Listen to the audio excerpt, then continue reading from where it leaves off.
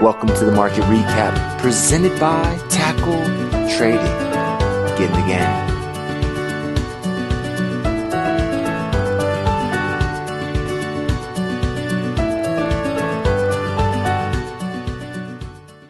Good afternoon, Tackle Traders, and hello, YouTube. This is Frank coming to you with the market recap.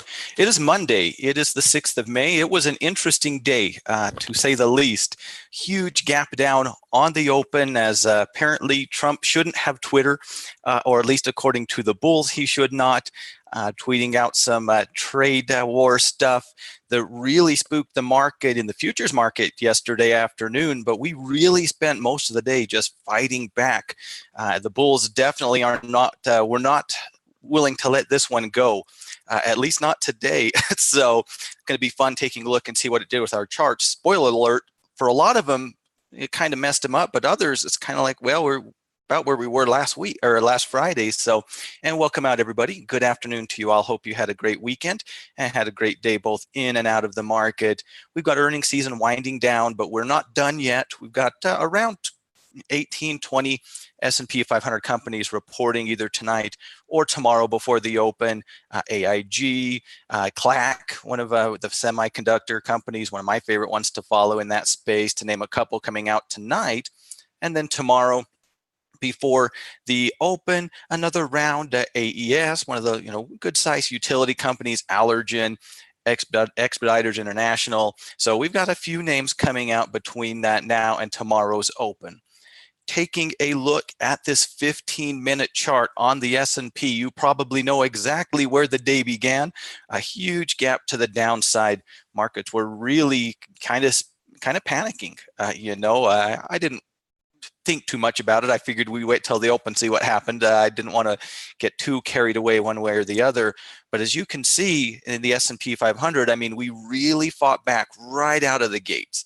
Had a little bit of an intraday pullback, probably around the time you were hanging out in the halftime report, only to have a nice rally. Last hour or so of the day, we did kind of just hang around, not really seeing a lot of movement one way or the other, but it was a really strong bounce back today, showing a lot of conviction. And hey, Thiago, hey, Scott, good to see you guys. Hope you had a good weekend. It goes by quickly, and especially when almost feels like the market starts up on a crazy, after, futures market opening, seemed like the week started early. So here we are on the S&P, and while we're a little bit down off of those highs on Friday, realistically, my evaluation hasn't substantially changed. Still looking at this battle at this resistance zone that we have been fighting for a little while. Traders had lots of reasons to sell today, and maybe they'll reevaluate and decide to sell tomorrow. But as of today's price action, where we find ourselves on the chart, I don't want to be the guy betting against the bulls. I mean, it would have been easy to throw in the towel today, of all days. This was the first real scare that I think the market's had in quite some time. We've had red candles here and there. Some of them were almost 1%, and maybe were a little scarier at the time than they should have been. But today, I mean, it was really down early, but nope, not today. And hey there, Whitney. Hey, Tanner, Patricia. Hello, everyone. Hope you guys are doing well. So really, for me, key is going to be continuing to see how we deal with this resistance. The big takeaway from today for me overall is maybe I should prepare for a little bit more volatility in the market. I don't know that it's going to play out that way or not, but I do think it's probably the right approach, whether that's to, kind of trim down the position sizing a little bit, start to look for a few more credit type of trades. I'm not really changing my stance based off of today, but I am kind of thinking that there may be a little more volatility in the market than we certainly were accustomed to in April. Right, we've already seen that throughout May so far, as short as it's been. We've seen bigger candles here in May than we were very much used to in April. Now, it might just be, hey, we're at resistance, and that's what makes sense. But I think just preparing for a little bit increase in volatility, whether you like that or not, and then you can hope it goes however you like it. But I think preparation, thinking it might be a little higher, is not a bad approach as we work into this week. Over on the Dow Jones, and hey, Jasiri, good to see you, buddy. Really nice bounce. Basically came right back to that breakdown point. Again, most of these things came down just a little bit below where they landed on Thursday. just barely gapping below that on the intraday, which is another reason why, I think it's a strong, conviction signal from the bulls. This was a breakdown, at one point in time, on the 15-minute chart here on the Dow, broke support. We did see some selling very, very early. It could have been really easy to go the other way in my mind. And so, the fact that, we had breakdowns, it's not like everything gapped down to a nice, easy to identify support zone all over the place. A lot of things were breaking a little bit below support. So, but a really nice bounce back here today. Still have room in my mind over in the Dow. If this market does want to run, I think the Dow can be one of those areas that can benefit it from that, simply because we have a little bit of room where the S&P, we talked about this last week, knocking on the door. Dow Jones, it's got a little bit of room to run, even if it can't break through, to potentially make some profits for the bulls. So still liking where it is. I think we can use this old resistance and this 50-day moving average here on the Dow as kind of that support zone, or that first level, if you will. Today's low, the 50-day moving average, the old breakout point. I know it's not a perfectly round number for us to work with, but there is a lot there, I think, that should try to prop the market up. Over in the NASDAQ, not to be outdone, really flew back with a vengeance here today. I mean, we were not far away from getting officially in the green in the big indexes today, as crazy as it started. So, and hey there, Jimbo, good to see you, buddy. I think on the NASDAQ, what we're probably looking for at this point is breakout type of confirmation, as opposed to jumping into a whole bunch of new things, at least broadly speaking. I'm going to probably be leaning on the side. Let's get through that little, week and a half resistance level that we were knocking on the door of on Friday. That should be the signal to that there is a little bit more in the tank here on the NASDAQ. I mean, forget about how today, today was definitely crazy. But I mean, if we did think about the run from the last NASDAQ pullback, I mean, it needed something. You can't spend your entire life, rising above the rising 9 exponential moving average, no matter how strong you are. So a consolidation period. We really wanted that textbook pullback. We got a pullback, but probably not the textbook variety. For me right now, for anything new, at least, looking at that resistance break as that next signal to the upside. But probably the most impressive one of the day, much like Friday, was the rut.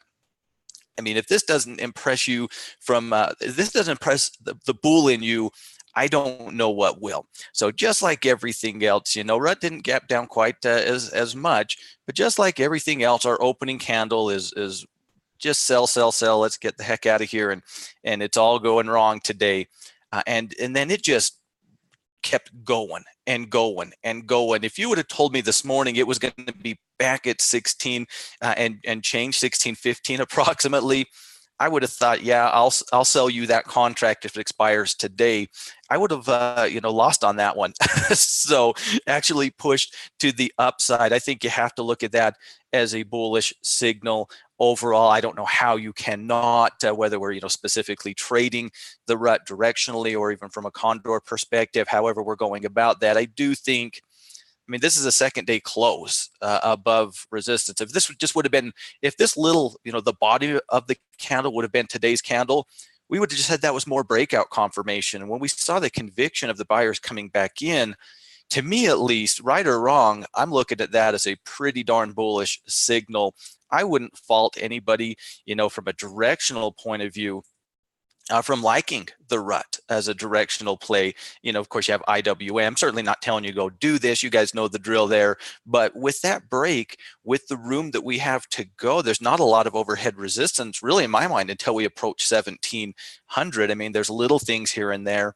I could be swayed to at least look at the Russell ETF tracking that index. I really think that is a strong bullish signal. At this point in time, I think you have to be bullish as long as we're closing above 16, whether that means you're a bull and doing stuff or a bull and not doing anything. It can mean either of those things in my mind, but I have a hard time thinking today is the day to do anything bearish. So as you can kind of see, we're down a little bit off of the highs on Friday where we had that really strong movement, but we're, a stone's throw away. We could be taking those, highs, like Whitney said, we were able to do that already here on the rut. So to me, the big takeaway is the bulls, they believe whether they should or shouldn't, we could have that debate all day long. But I think today's price action says, yeah, they're believers. It's going to take a little bit more than that to scare them. That doesn't mean it can't happen. And maybe a little bit more volatility, at least mentally being prepared for that as we work through May, probably not a bad idea. So that's kind of where I find myself overall in the markets. For the most part, most of our sectors did about the same thing, but some of them were a little less impressive than others. I want to sneak into the 15-minute chart here on the material sector. Now, we talked a lot about it, and this one's, I think there's probably some debate between, the coaches. Well, I know there's no debate between the coaches and, and you guys as well, as far as how much we want to downgrade materials off of, we did break a little bit. Let's come back to the daily really quick. We did kind of pierce that on Thursday, broke down. We are below that. I don't love that. I don't think you can love that, at least someone who's overall bullish on this sector. But as we looked at it on Friday, a lot of this is, has been attributed to the Dow DuPont move. At least in my mind, it has. And so I did step a little bit back I still stayed bullish, but I did step a little bit back just because of that big name within this sector is hanging out. I mean, it's hanging by a thread. I threw it up on the Tackle Trading Twitter because it is right there at a major level of resistance. I'm going to turn to a weekly chart. I mean, that's it. I mean, that's a big floor. If that does give out, to me, that's a pretty bearish signal, certainly on the stock. But as we know, this company, and whenever a company has a big representation in any ETF, its movement can certainly influence how that thing works. So I think I'm staying bullish. I'm a little more cautious than maybe I felt like I needed to be as of late in this sector. For the most part, though, as I look at things, most things are somewhere between, I think it's still bullish, or I could see if you'd say it's neutral with a little bit of side of bullishness. But we do have things. Newmont Mining is hanging right at the support zone as well. So we do have some things that are dragging the sector down. And of course, you get enough of them, and they're going to start to have a negative impact on a lot of the other components. So I think I stay bullish, but I'm a little more cautious. Just looking at this chart, I'm going to feel a little bit better when we're back on the right side of the 50-day moving average and this old, probably more importantly in this case, old resistance zone. Just going to make me feel a little bit better. But I'd be lying if I said I wasn't looking for bullish opportunities in the material sector. Just not quite as excited, and didn't have the day that a lot of the other sectors did. Speaking of which, energy, it was one of the best performers, only down 0.2% on the day. So only outdone, I think, by healthcare, if I'm not mistaken.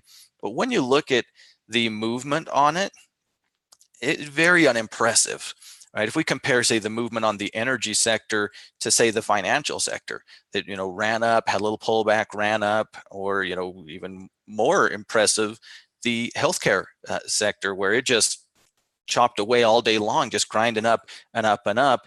Energy, it looks like it went along for the ride to me. Now, as you guys know, I think below this support zone here at this 65 area on the ETF, I do think we have to be at least very cautious. I think we should be more bearish than bullish while we're below that point, to be honest with you. I know I certainly am. Not really seeing the conviction here today. If we do take out this little, now today's low along with Thursday's low, see if I can find that right day, that would be just another signal to me. Now, I still think for new trading opportunities, probably the best bet is we hang around here back and forth a little bit for the rest of this week, let those short-term moving averages work down towards us, and then take out that little floor that would, in that scenario, be building over the course of this week, maybe being a little bit too greedy on my end, but that is what I'm looking for. I'm looking for us to build a floor for at least a few more days, stay below that 65, and then let that floor give out. I believe that is a pretty interesting signal if that's the way it goes. On the other side of it, I have a hard time wanting to be a bull. So many things have broken support. We're below a major level in my mind, or at least a significant, maybe major is a little too strong, but Hey there, Melissa. I think that's a major price point. That 65, we've talked a lot about it. I still expect it to try to work its way down to 62, to be quite honest with you. I would like it to consolidate and then drop to that price if it wants to listen to what I'm asking for. So over in financials, as we saw in that 15-minute chart, they really bounced back. And that's what, I wanted to see, at least from a bullish point of view. That was, this is an area I think a lot of us like. I know I certainly like it from a bullish point of view. And it was really nice to see that conviction come back. What this day really did to a lot of things is it didn't really change the breakout candidates within my watch list, or at least, or some of the candidates over on the scattering reports from this past weekend, but it did kind of ugly up the pullbacks. There weren't a ton, as you guys know. The market was more in breakout than pullback phase, but there's always something out there. And today's price action did kind of mess around with those pullback opportunities.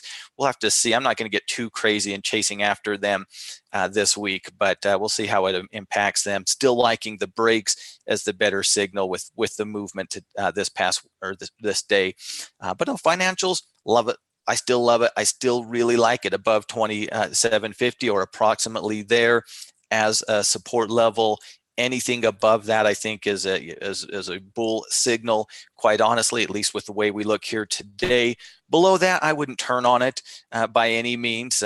Probably look to 27 to be the next level of support. If we do see selling in the market, and maybe today can't sustain itself throughout the course of the week, I think 2750, kind of that first, and that should be a relatively speaking strong level of support. But we do have some stuff at 27. On the other side of things, I mean, you can pick a number and you'll be right. We've been everywhere on the ETF, but really I'm looking at that 2850 to the 29 is kind of where I expect it to be moving, as long as we're holding this breakout. Still one of my favorite bullish areas personally. Over industrials, while it didn't really feel as exciting as maybe healthcare did today, or the movement that we're seeing in the financials and the overall strength, right back down to that 77 on the open here today and closing strong. At this point in time, just another reason in my mind to believe that that's an important price on the ETF. That level does want to hold for us. Still like it. As long as we're holding that break, if it needs to take some time, I'd rather, at least if I'm directionally trading, I'd rather it happen sooner rather than later. But as long as we're holding this breakout point, I'm going to expect $80 is where we want to go. If we can see, that the Dow start moving, that's probably going to help this sector out a little bit, but a really great bounce back day right off of a support level. 50-day moving average is just a hair below us. There's a lot of things in my mind to kind of try to prop this up. I would imagine, any breaking down within the sector either means there's really good bearish opportunities developing, or the market is just in a free fall mode, which it could be, right? It's certainly not, but that happened last fall, so certainly can happen. But above 77, still think you have to like it. And technically, I'm using the 50-day moving average. Last week, I was using the low that we set up the week before. At this point, I'm using the 50-day moving average as kind of the level of, as long as it stays above that price point, I'm still looking at it from a bullish perspective. Over in tech, ugly chart, but a great bounce back day. And again, much like certain other areas and lots of individual stocks, it just kind of now, buying into this tomorrow, I have to worry about, just little things, right? Lots of little things, whether I should or shouldn't. It's more than I'm accustomed to having to worry about within this space. Still really like it. Still think it's very overall bullish. I mean, we just hit an all-time high, a few trading days back. Showed a lot of conviction, a lot of upward movement here today in this area, just like most of the other sectors within the market. So still think you like it. A little bit cautious. We don't love how it happened, and it really did kind of mess up some of the technicals, I think, in some of the tech companies. Not all of them, but you have something like Cisco, who's got earnings coming up really, really soon, sitting on the 50-day moving average. If earnings aren't in 9 days, this is a bet that I'm willing to take. So, there are things that are going to look all right, but then of course, Intel's a terrible idea. But Adobe, had kind of that pullback, but now it's kind of more, I don't know exactly how you trade this chart without going to the intraday. So a lot of the things in tech kind of have this vibe to them, not particularly beautiful charts for swing trades without looking closer at the intraday. But I still think that we're in a good shape overall within this space. I think we're also in good shape over in the staples department as well. If we just continue to kind of hang around that breakout point, certainly like the way that we've held up here today, like that we're making higher highs and higher lows, just took out a major level of resistance. So really, again, well, maybe you could have argued having an entry to get in this morning above today's high, and I think you easily could have argued that. And now I think it's a little, again, like the tech stocks, it's not quite as pretty of an entry to get in that way in my mind. It's still not a bad entry, I don't think. I still believe that there is room to the upside within this space. And really, again, if this is your first time here, of course, welcome out.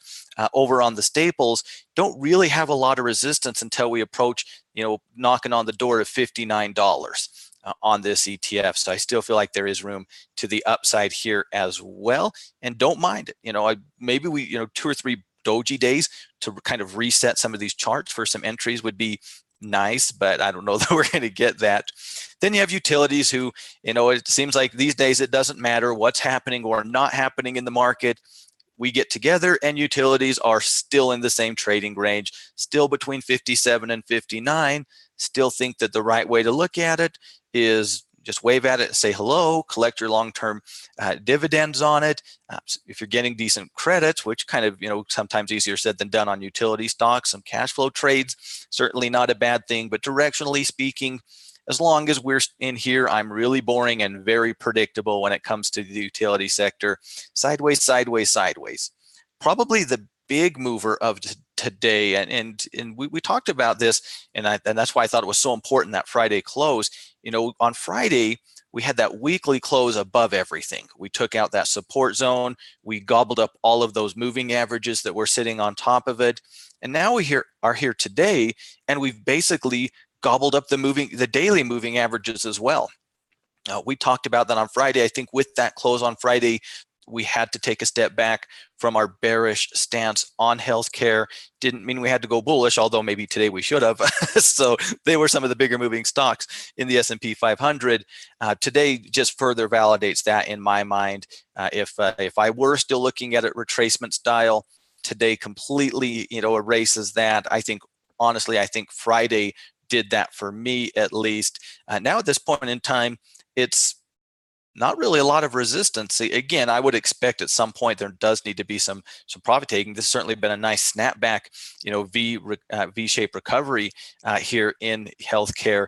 We dropped down a lot faster than we moved up, but that is oftentimes the case.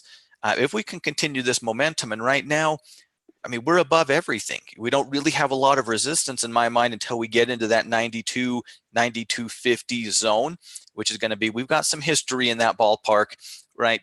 Certainly this trend line is going to line up with that as well. I don't know that that's all that important in this particular case, but it is going to be there one way or the other. I don't think you can be, broadly speaking, and individual components of course, but broadly speaking, I think you have to take a step away from being bearish in healthcare. Just too many signals to the upside have been generated. Too many levels of resistance, whether it's on the daily or the weekly chart, whether it's previous price action or moving averages. It's just taken them all out. You saw what this looked like on the 15-minute chart.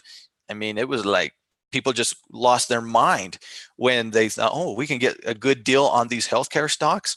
It was crazy. I would not have expected it to be the one that was able to close in the green today, but it certainly did. It had a good close, a huge bullish candle. I don't know what you do tomorrow with something that looks like this, but I do think you start to be a lot more open-minded to playing bullish in this sector once again. Probably on whatever becomes the next swing, though, for me at least. Over in discretionary, just hanging on that breakout point. Nice rally. So we did see a couple of areas, and maybe, who knows, maybe that was the spark for the market. We saw discretionary, we saw industrials kind of gap right to support, whereas you saw other things gapping through it. Regardless of what that may not mean, We did close right above that 20-day moving average. Just another reason to believe buyers are still on board in this sector. 118 is still an important price point on this sector ETF. In my mind, I don't think a break of that is inherently bearish, but as long as we're above that, I'm going to be certainly skewed to the bullish side of things. Yeah, I didn't have, let's go get that volume on this chart. I had changed it up here. And I don't know if you're watching right now, Bruno. I saw your message on, I think it was Friday's video for the watch list on TradingView. And if you catch this later, I'm sure you probably will. Send me an email to team at Tackle Trading and just say attention, Frank, and I'll get you that list so you can import that into your own TradingView, sir, if you would like. And of course, that goes for anybody who is using TradingView. As you know, TradingView isn't a broker, but it is, in my opinion, the prettiest charts, and that's why I do my technical analysis on it. So, not a huge spike in volume on the ETF itself here, Whitney. Certainly not compared to where we were a few days ago. Nothing really to see here, I don't think, on this sector on the volume side. Nothing bad, nothing good. Just a day, just a day. Just another day above that resistance over in the real estate sector too. And I can't remember who it was, but one of the REITs was the biggest loser on the S&P 500 today on earnings. And so they were kind of dragging. I'm not sure exactly what their percentage in the ETF is, but there was definitely a bad influence, or a bearish influence at least, on this sector here today. So closing right above this resistance, kind of just doing this little dance. Again, I think you're overall still a little bit skewed more sideways than bullish, unless you're already here. We've looked at this weekly chart on several occasions. In a sense, we kind of started to form this hammer. Basically, this was a Tuesday, if I remember. We had that big bounce back day. So you're either probably you believed in that as a pullback opportunity and have been rewarded as such. Here thus far. If you're not, we are not too far away from resistance. We are consolidating, and so that can open up some more opportunities, but I still think there are more favorable areas in my mind than at least as long as we're we have this old, and this is an old high. I mean, this is it, right? As many of you guys know, this is resistance. So we do have a little bit of room. So there is room, in my mind, for these REITs to continue to run, but I don't think enough room to justify a trade, especially with the nature of REITs. But again, that is my opinion, and a lot of times I will say that, regardless of, it almost has to be a textbook chart that you could snap and put in, on a master trader or something like that to get going. To your question there, Whitney, over on the volume on the healthcare sector, very strong. It was very strong. I figured as much because I saw a lot of the individual components were really moving around too. So I didn't look at it on the ETF here this afternoon, but I figured it was going to. So there's volume, there's buyers, we're breaking stuff. I don't know. Like I said, for me, I don't dare jump in at this point in time, but I do dare look for the next swing to be to the upside. Whether I should or shouldn't, any downward movement, I'm not looking at it as a bearish play or a bearish opportunity. We'll see if I'm right or wrong. I don't know.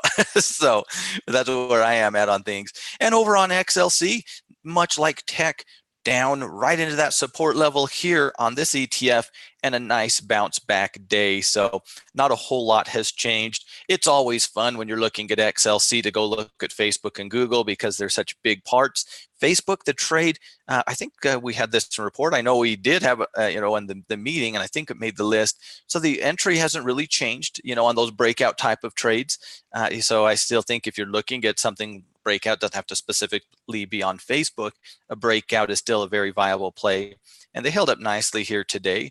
And then over on Google, starting to build a little bit of a floor right underneath that 50-day moving average. If we live here for another week and we kind of just go into a consolidation and then break to the upside, that might be really interesting. Certainly trying to establish where it wants to go after that earnings miss, right? I think probably too soon. It could just as easily break that swing low tomorrow.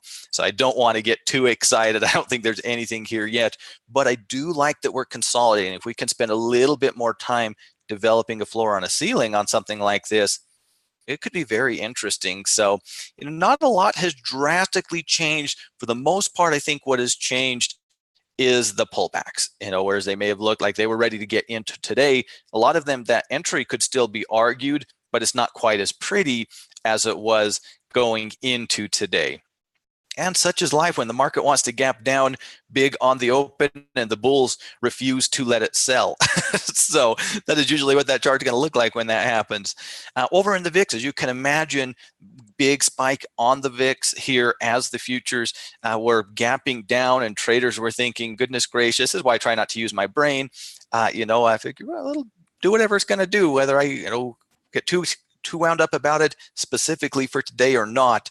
VIX up really high. Now we're still up. We're certainly higher than we've been as of late. We can clearly see that we have kind of popped up here in May off of where we spent most of our days back in April. So a little bit more volatility, which is good for movement, is good for our credits, just a little bit more back and forthy. And again, depending on who you ask, some people love increased volatility, other people not so much, but it is what it is, whether you like it or love it or hate it, right? Or are impartial. So a little bit of a spike. Of course, we did come off of the highs as buyers started to step back in, but the real takeaway here on the VIX is, yeah, just a little, should expect a little more volatility. And whether we, get that or not, I don't really have a good answer on that one, but I think it's a good idea to kind of prepare for it in case that's the way it goes. Over on the dollar index, still trying to catch its footing. I don't think it's really done a whole lot. We're basically, I'm still looking at it more from a weekly perspective than a daily perspective. I'd like to see it kind of get back through. At this point, I'm probably thinking taking out the weekly candlestick highs, not the wicks or the shadows, whatever you like to call them, but the actual bodies that we've kind of used 2 weeks in a row as our topping out point, as kind of that signal that this breakout is ready to go. And I do expect there to be room to go in the dollar. I don't think we're getting those signals just yet. I can't really say we're getting terrible signals on the other side of it either, but it looks like it's just having that battle right now overall. So really not a whole lot to see here. Probably above that 98 is probably where I'll start to get excited from a little bit more of a swing trader's perspective. We are sitting right between those rising moving averages, so there could be some opportunities on the intraday for individual pairs. As long as we're above this 50 though, I believe in this breakout. I've been waiting, as you guys know, watching for this break for a long time. I can wait longer. That is not a problem for me. I can always wait longer. So, as long as we're holding that 50, I am looking for a good, clean signal for a little bit more of a position type of play into the dollar. Just not going to be here today. Over in metals, another day. Metals continue to be erratic, interesting, very difficult to trade if you're not an intraday trader. Not really anything's going to change from my overall perspective based off of today's price action. A little bouncing off of that floor, a little bit of a doji. We're just a little bit below that first level of resistance. I don't think today's candle told anybody much of anything. Just a big doji right in those moving averages. Still lean to the bearish side of things, but until we take out this little floor that's developed, not really thinking there's much to work with. And even if we do, all of a sudden, with just the behavior that it's had, that there's not a whole lot of room on that break. All of a sudden, that's 10, 12, maybe 15 points. Again, for a day trade, if I'm hanging around looking at this on an intraday chart when that support gives out, okay, I'm going to be very interested. And who knows, maybe we'll get an opportunity. But right now, I still think it is a stay away from. I think for me, at least, I'm using these intraday lows as the primary support level, using this as the first level, this high from last week, as my first level. That's going to put us around 1290, in case anyone can't see that. But really, this downward trend line is kind of the line in the sand. So we got a ways to go before I expect to be doing anything with gold, to be quite honest with you. Over in silver, back in that $15 battle. I mean, somehow it is like a moth to the flame. Doesn't matter. It always ends up knocking on the door of that $15 mark again and again and again on silver. I think you could argue that this is a bit of a bearish retracement opportunity. I still am shying away from the metals as something to trade as a swing trader. They're just being not very well behaved. But I do think you could argue that this is potentially developing into a bearish retracement. I don't know exactly how you'd get in off of today's candle without going intraday, but maybe if we see something develop in the next 1 or 2 trading days, we could change our mind. As long as we're below 15, I can understand if it's within people's rules. I understand why folks would look to go bearish. Above 15, I think you have to call it a bullish signal. I don't think I will call it a tradable signal, but I will call it a bullish signal. The problem that silver is going to have if we're going to get a nice rally in the metals market is it's just constantly rewarded with more and more and more. Lots of moving averages, 15 and a quarter, we know the price history there. 1550, we know the price history there. So it breaks one level, there's something right around the corner. So I still think if I'm looking to trade silver, a bearish retracement that develops in the next couple of days off of Friday's movement is probably what I'm hoping to get to happen. Now, who knows? It could look really good on Wednesday, but as of today, I don't expect to be looking to trade it. But I do think if I am looking to trade it, I'm looking at it from that perspective. Over natural gas, a little more drift to the downside here today for any traders who were getting into the pullback. And I know some of them were, and some of them were like me and saying, there's easier things to work with. That 250 has not clearly been broken in my opinion, still has not changed my opinion. Not surprised we're seeing some downward movement after giving out on Friday on those moving averages, right? So we certainly started to see some downward movement on Friday. Nice carryover here today. If I am bearish, I'm certainly keeping an eye on the support. That is the low. As you guys know, that zone is basically the zone that I think we're all watching. I think the only real question is, some people think it's already given out, and some people like me say, I'm not so sure. I'm not sure enough to go buy it by any means. I'm not a bull, but I still remain skeptical that that has broken down. So for me, not a lot has changed. I still want to see cleanly take out this little floor that we have developed. That would be confirmation, by the way, on that weekly chart.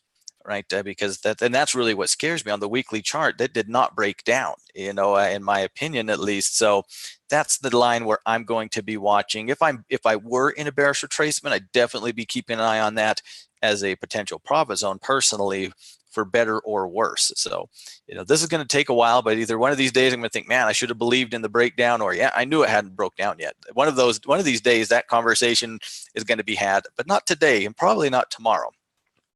And lastly, over in crude, really jumped off of that 60 marker here today. And that was, we talked about it last week. That's what was concerning me from being a bear after taking out that support, a little more volatility. Let's just zoom this into, well, let's go to a 2-hour chart. Let's try to keep it as pretty as possible. We know the history here, right? We were watching this as a breakout together, back at that 60 mark, and really saw some nice movement. So not terribly surprising that buyers did step back in there. Of course, looking at it on a longer term perspective, it was looking just like a pullback, and it still is. Anything above 60, I think I can't go bearish, right or wrong. I don't think you can be bearish above $60. Tougher to trade, but I could understand, a little more aggressive traders than me liking this pullback.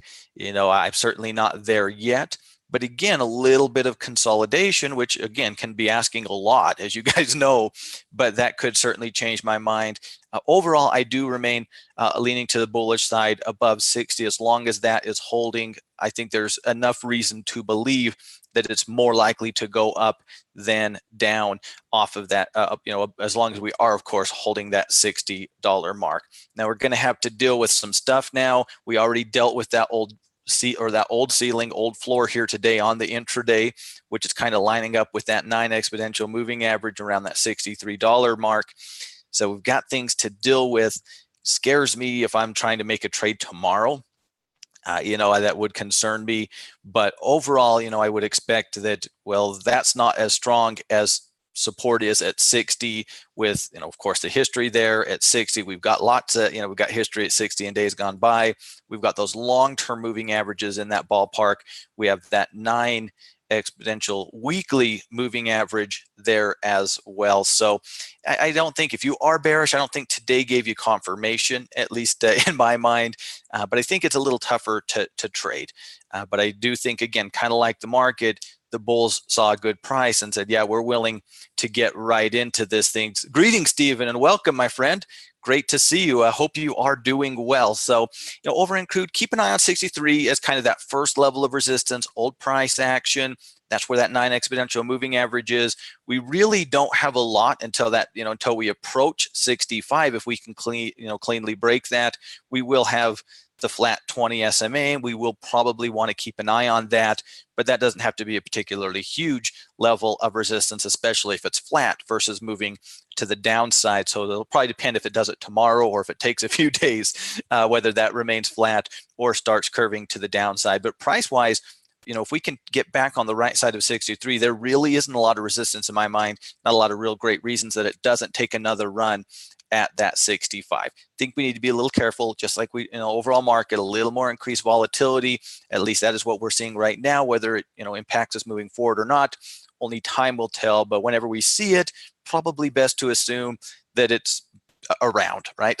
So, real quick note before we wrap up here today, over on the Tackle Trading Instagram page, which of course you can find anywhere you get to Instagram, or directly on Tackle Trading at the bottom of any page over on Tackle Trading, you can always find a link to our different social medias, our Twitter, Facebook, here, and YouTube, LinkedIn.